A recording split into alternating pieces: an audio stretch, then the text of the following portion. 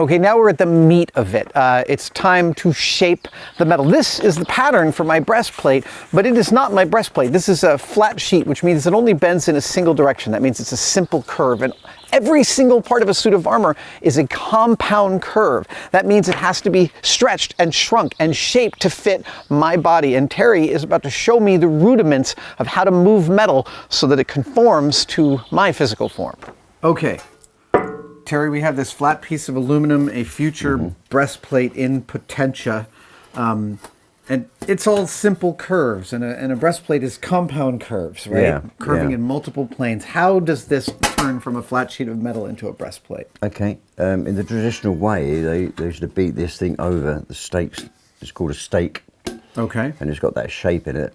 And that's the shape you want to achieve. And this is specifically made for shaping metal? Yeah. Okay. Yeah, exactly. I've got various different sizes and shapes that depending on what curve you want to put into the piece. Well, and I look around here and I see dozens and dozens of different horns and balls and different things. For Same as you use different hammers as well.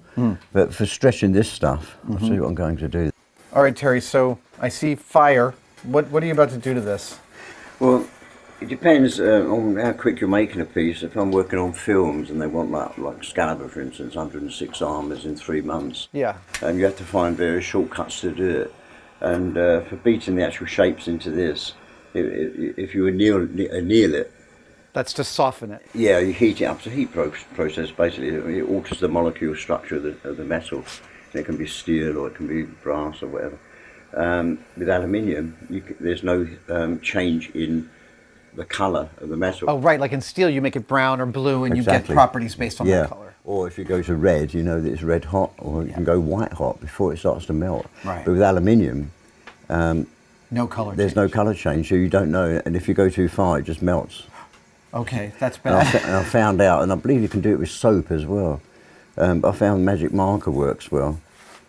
So if you put a magic marker on it and then heat it up, and you heat it until that just disappears. That turns out to be the perfect temperature. Yeah. Oh, and so this makes it more ductile. This makes it more plastic, so that beating it and stretching it is easier. Yeah, and actually, once you're getting that shape into it and beating it, it actually work hardens back to its original state. Oh, fabulous! So it doesn't alter the strength of it. Right, right.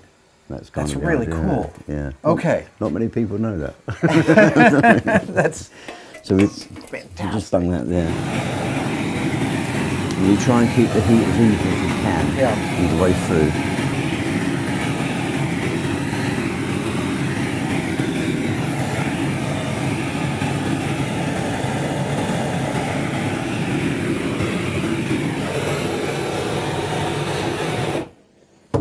And that's it.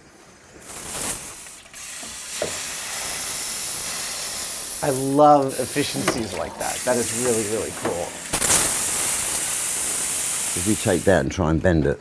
Yeah. Yeah, that's really, really stiff. Now just bend the corner on. All right.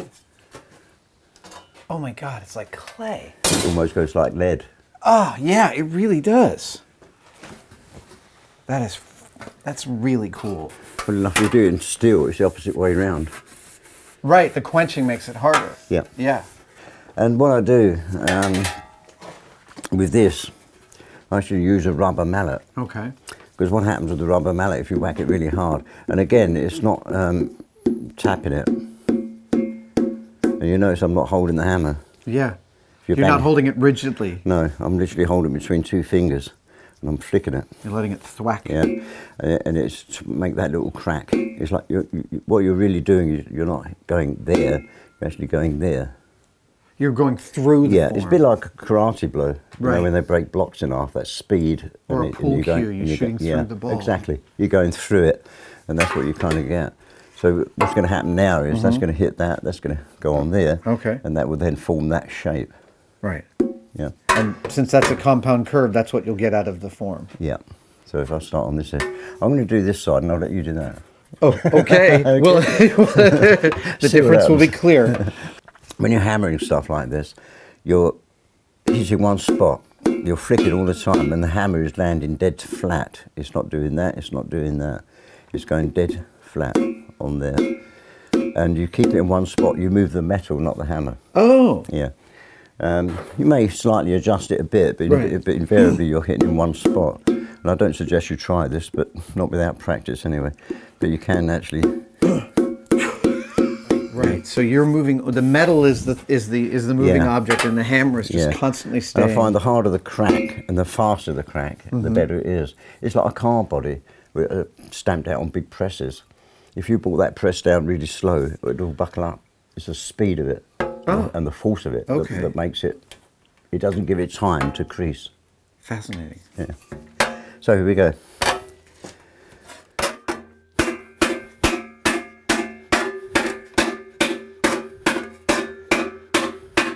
And each blow overlaps the other one. Right, right. So you're moving the metal very fractionally.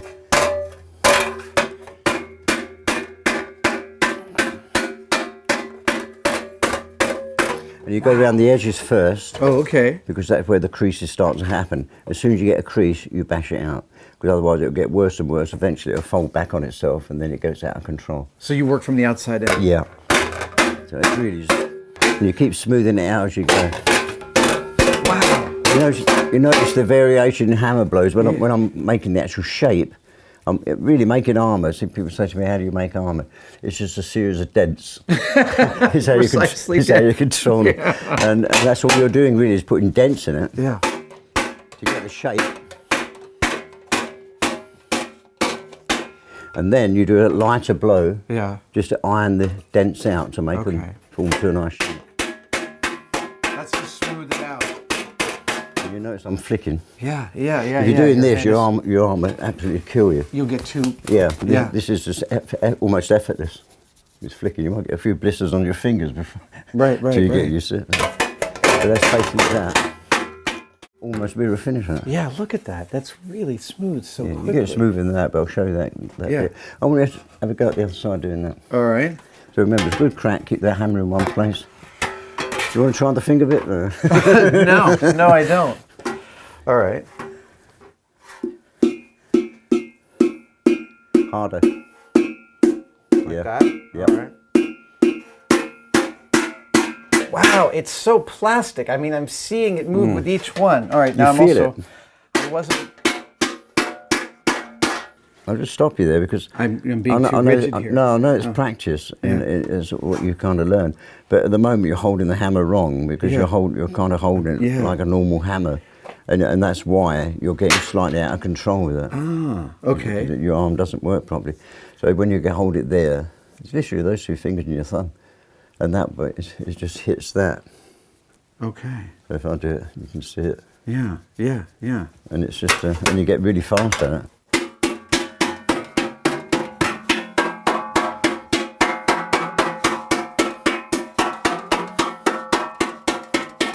I remember I was working on AI, artificial intelligence, and one of the guys in the workshop there that was doing something else, he came over and he said, Christ, he said, you're like a machine with no off button.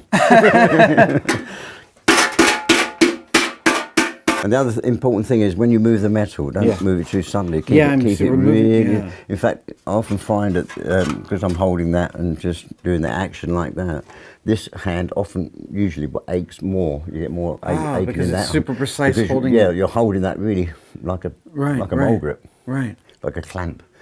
And you're just moving the metal very slightly. So when you're hitting it, I'll do it slowly, in slow motion, the hammer is landing in the same place and you're moving the metal that much.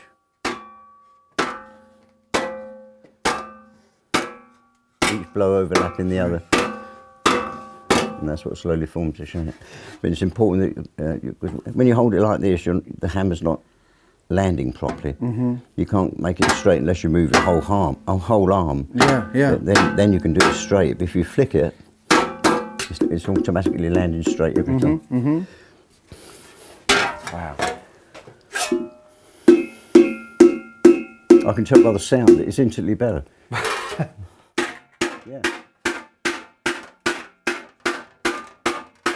The feel in my forearm is so different. Yeah. It's so much better than just the first. So basically what we do is we continue with that all the way through. All the way around. Yeah, so we'll just carry on doing it. All right. And it's also making sure with this hand it's really gripping hard. Yeah. And you're actually pushing this down. Right. That's why this arm aches more than this one. Right. You're actually pushing that down, and you've got to make sure that the point of that is touching that. Yeah. If the point of that hits Right, that. so it's not bouncing. That's why it's easier to move the metal than it is the hammer. Otherwise, you start going into different shapes. Right, okay. If you try and do that, you'll have to do it. If you try and do that,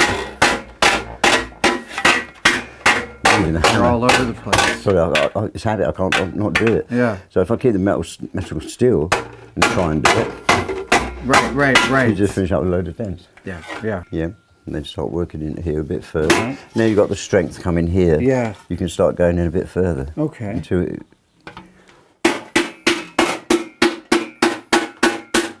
the other thing to practice is what we call hammer control. And it's when you hit in a certain spot, and again you're flicking, so you're not moving your arm at all. You're just there. In fact, if you put your elbow in and tuck it in, it makes it even more solid. Yeah. And it's about hitting it in the same place each time. Yeah. And if you do it with that, you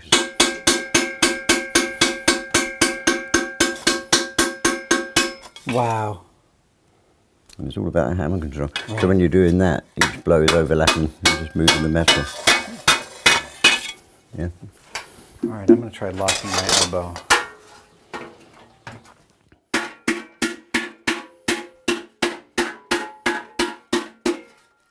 Again, always keeping that. The reason it's doing that is because you're slightly moving the metal off. Right.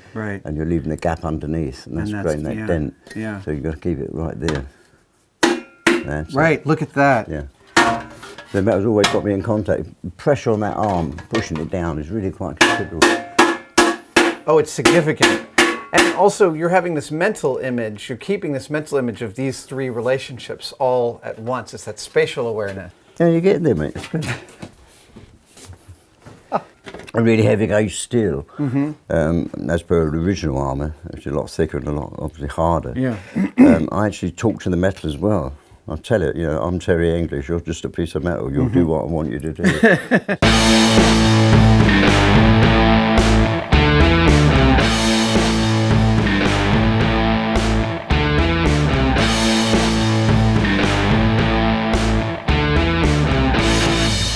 We've got to a stage now where we've almost got the rough shape, which is almost beginning to fit. It needs tweaking a bit here and there.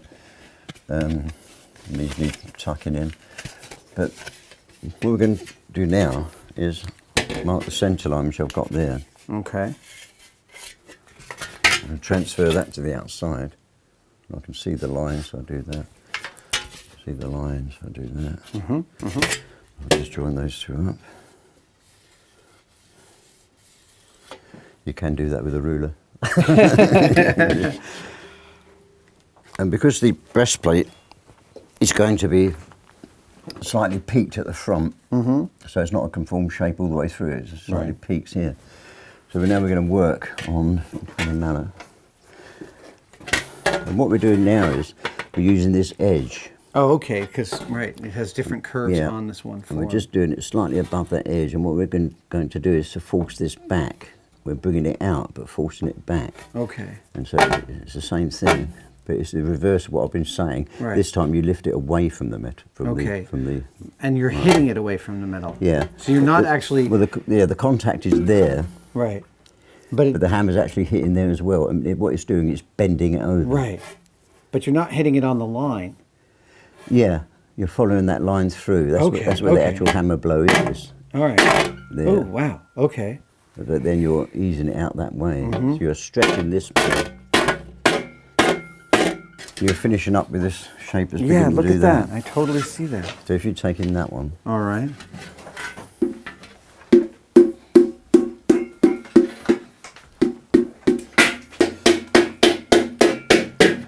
But you're also making that disappear into that shape. So that becomes a slightly more curved, then it goes slightly. Right. So you just ease that out, and you get in there. But no, you've done great, mate. It's really good. Wow. I'll just take this out a little bit here. Okay.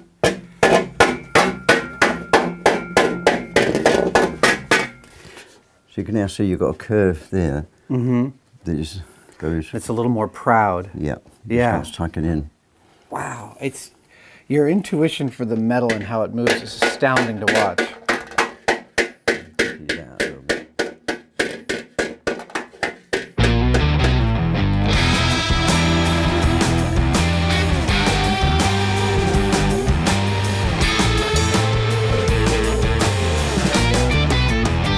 what we're going to do now is we're going to put this centre line in, Okay, where does that happen? which is raised again, and that's a totally different process. Okay. So if we go over the vise, we can.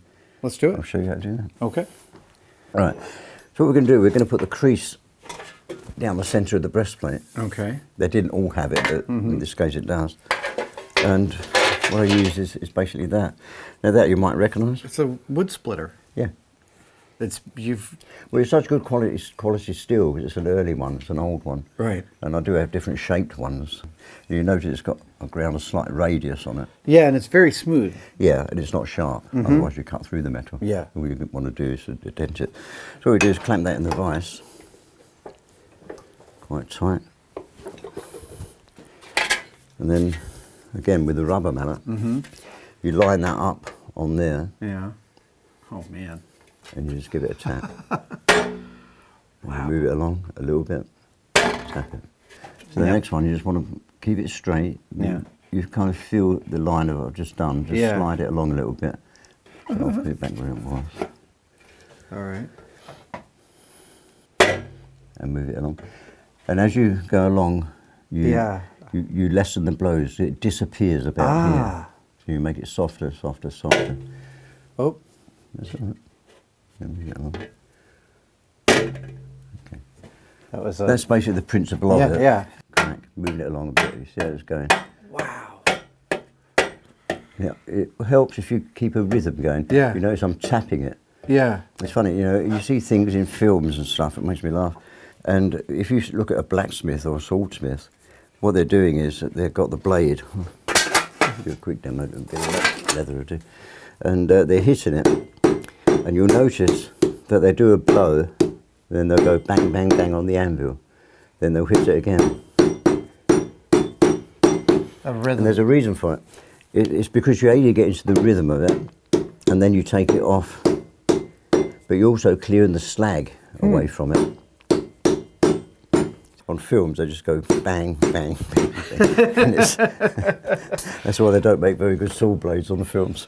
And then we can transfer it to a smaller version of that, just to ease those little dents out. And this time you're actually going off the edge. You're not hitting that. You're hitting Not there. hitting them. Again, you're just tapping it out. You can see you're beginning to get this ridge. Yeah, and it's a really graceful. Yeah. And the idea of it is because of a lance or a sword or an arrow, it's all about shapes and making the arrow skid off. Okay. It also gives it strength. Oh, of course it does. It gives it extra, right. Yeah. So if you bend that there, it's quite easy to bend. If you bend it there, it's actually quite stiff. Right. Yeah, so it creates that ridge, which is interesting. It's hard to believe that it's a series of dents when it looks so smooth.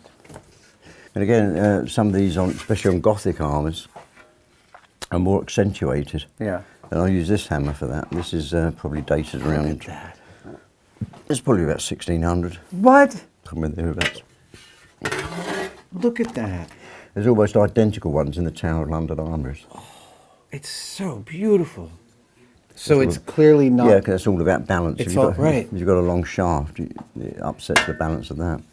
So again, you put that on there, line it up. Yeah. And then with this part, you just dress this down. So you're forcing this away from the chisel. You're hitting it at that angle. Yeah. And what it does is it makes, when you turn it round, you do the same on the other side. You'll finish up with quite a sharp ridge. And just taking it down just so. This is all about using the weight of the hammer. Right. On Gothic armours, which were very fluted, same as Maximilian armour. You're familiar with Maximilian? They had hundreds and hundreds of flutes. Yeah. It's all put in the same way. So if I put a line through there, which is going to be like this, you can chisel it from the back. You can also have to come around this way. You can actually judge that. You look at that, you look at that, and you put it there, and you could actually. On Gothic ones, the line's always altered as well. So you've got this one which followed that, which is quite a simple trick by putting your finger there and just doing that. I love that trick. But this one is usually all there. So you get these lovely Right. organic sort of shapes.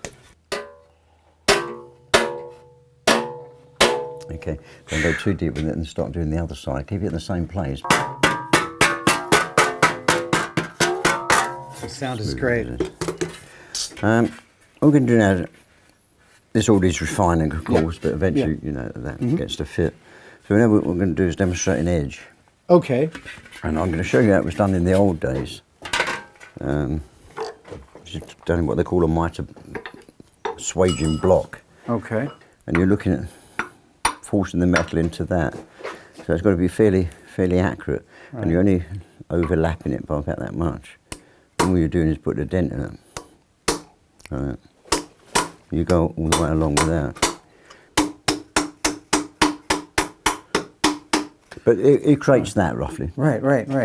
And then you reverse it over. And then you tap this with this edge tight into there. Again, the pressure on this hand. Right. The left hand is doing all the work. It's really holding it solid, otherwise it'll slip off. And you just gently tap that till you get it upright. Then you start hitting it downwards. Mm-hmm. So you're going there. And you finish up. Oh, look at that. Oh, shall I try? There we go, yeah. Please. Okay. There's a it's all about accuracy and keeping the hammer in one place. It's got to be in that groove. Yeah. So if you put a line there, that's there where you the go. edge of the metal wants to be. Okay. A little bit more than that, actually. Copy that. About there. All right. So in time you get used to these things and you just do it automatically.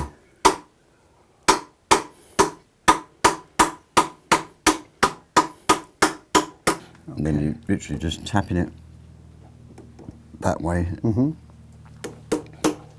do it even, keep going along backwards and forwards. Look at that. That's a place to start. Yeah, and basically what that does, it stops the metal, obviously for comfort and everything, it stops the metal cutting into you. Yeah, and it adds strength at the edge. If you bend that, right, then try and bend that. Yeah. Oh, wow. Wow, yeah. Incredible strength. When I'm working on original armours, sometimes I'll actually do it like that. Yeah. And then put the wire in the whole thing, because there's a subtle difference in the look of it. But for film armour, you have to find quicker ways of doing it. Yeah. And there's a machine that they invented that puts this in. Oh. Amongst other things. Let's see how that works. That's over here. Okay. So this is the machine that makes it easier? Yeah, it's a lot faster and you can be a lot more accurate with it as well. Oh, I see. So you're setting it at the same place. You know, we overlap that on the groove. Yeah. We're overlapping that on this top wheel. Okay. And it's only about that much. You can mark them. I mean, in my early days, I used to actually draw a line around it and follow the line. Mm-hmm.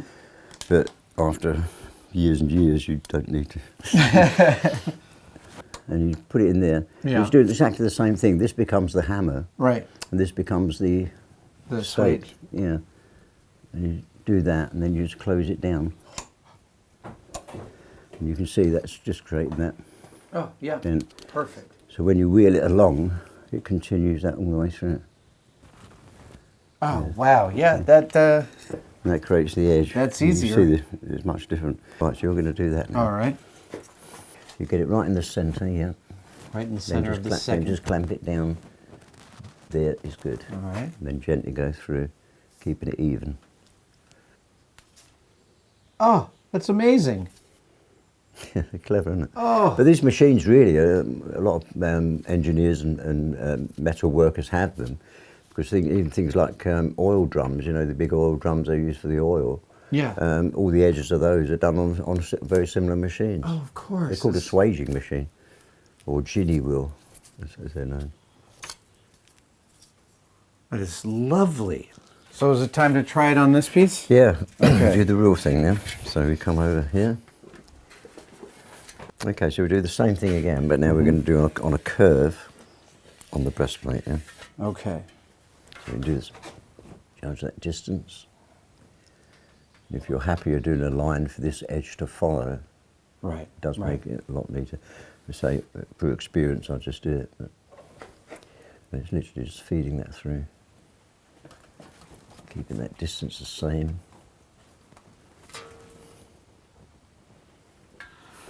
All right. Just want that back again. Take it right clear. Place the metal and just take it down. Just take your time, follow the line. I love this tool.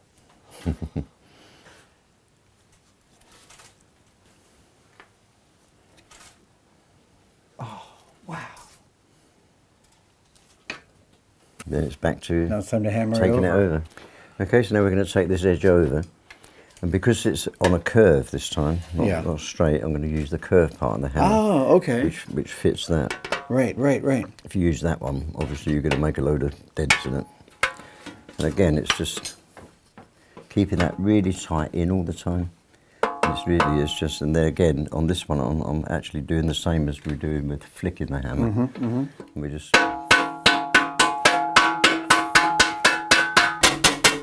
Then you can finish it off with the flat bit of the hammer, just by taping, easing that down. Good, coming out like that. All right. Over to you. Here we go. This should be fun.